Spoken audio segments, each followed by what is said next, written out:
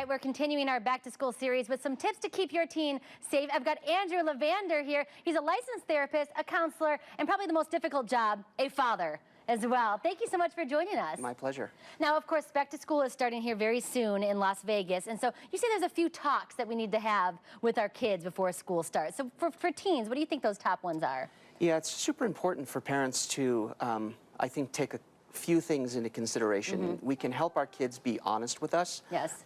Because kids get frightened into lying. And one of the ways they get frightened into lying is sometimes, I'm not blaming parents, but parents sometimes raise their voice when they get scared for their children.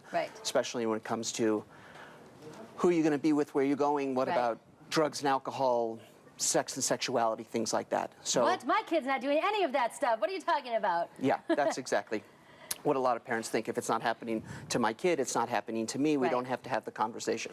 I think we do have to have the conversation, and the earlier the better. And I like that you had said something about a no judgment policy. Consider putting in a no judgment policy with your kids. And how does that help?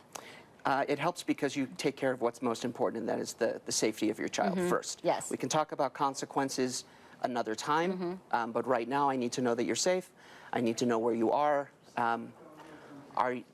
Those types of things. Well, and my parents actually did a really good job of that, I think. And so if I was in trouble and I was at a party one time and there was drinking and there was police officers that came, and I knew that if I called my mom, she would come get me, I wouldn't get in trouble, and I would be safe. And we went home, we talked about it, and she took home a whole car full of girls. And that was great. And she was like, I'm so thankful that you called me, instead of, because, you know, a lot of kids are like, I'm not calling my mama.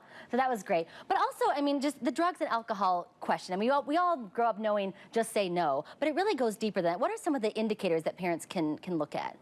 Yeah, there tend to be 5 leading predictors underneath the development of what we would call a maladaptive coping mechanism, like the use of drugs and alcohol and truancy.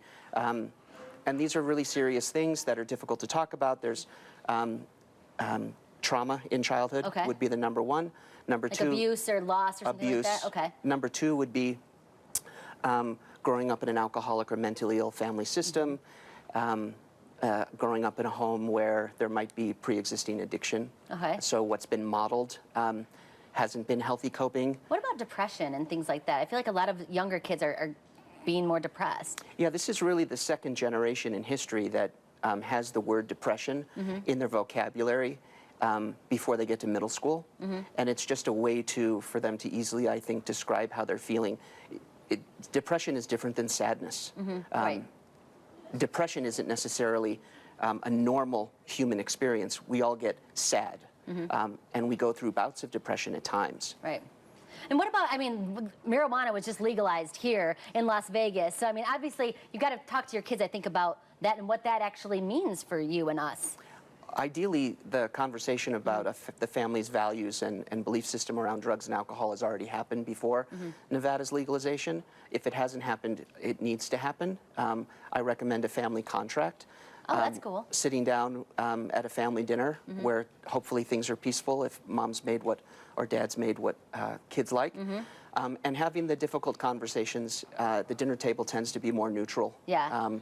I like the idea of a contract. That's a very good idea, because for me, it wasn't so much the punishment, it was disappointing mom and dad that kept me from doing a lot of things. Andrew, thank you so much for joining us. I appreciate it, and thanks for helping us parents get our kids back to school safely.